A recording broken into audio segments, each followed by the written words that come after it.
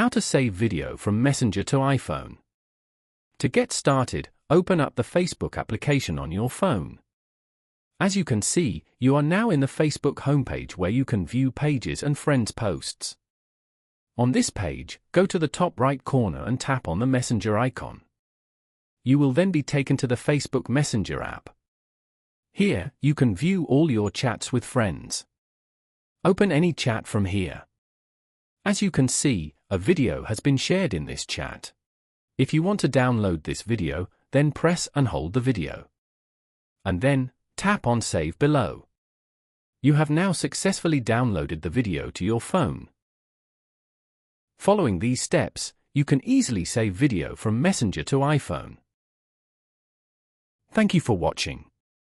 Please leave a like if this tutorial helped you, or leave a comment below if you have any questions related to the video.